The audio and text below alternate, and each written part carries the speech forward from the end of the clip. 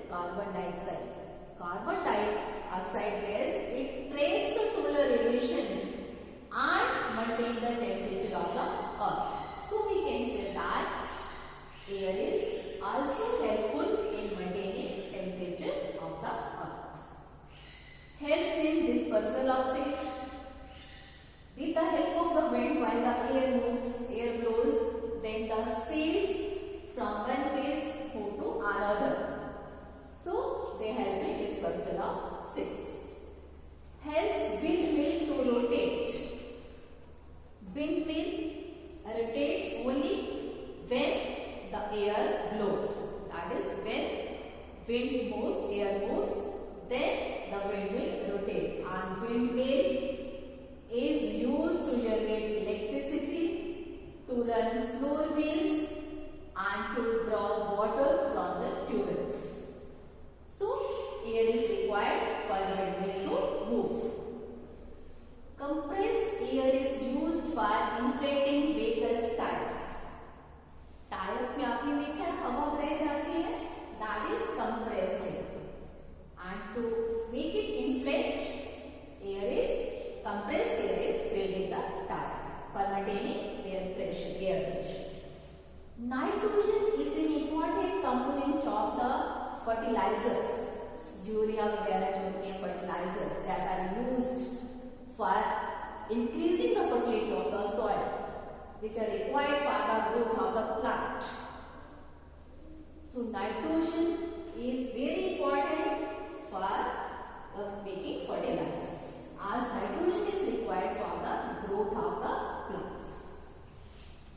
Packets of chips are flushed with nitrogen to prevent their spoilage. Chips के packet तो आप सभी खाते हो है ना, तो वो फ्लफी होते हैं. As the air is filled inside it, उनमें एयर में कौन सी गैस फिल होती है? That is nitrogen is fill. आपको नाइट्रोजन क्यों फिल की होती है चिप्स के पैकेट्स में? जब कुछ जो पैकेट्स होते हैं उनमें क्यों की होती है? To maintain their crispness, to avoid the content of moisture present inside. So, for preventing this spoilage, they are filled with nitrogen. Air is essential for the movement of aeroplanes, helicopters and sailboats. अब aeroplane जो उड़ते हैं, air helps in their movement. Helicopters की, सेलबोट्स की, George की, even the parachutes के लिए air is required.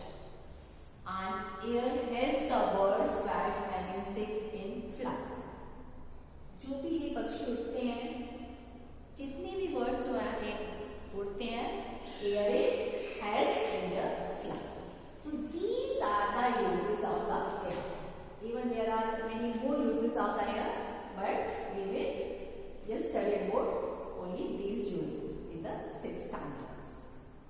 Okay, I hope it is clear about the properties of the air and the uses of it. You have to revise this topic yourself at home. I think it is clear. Okay. This is all for today. Tomorrow we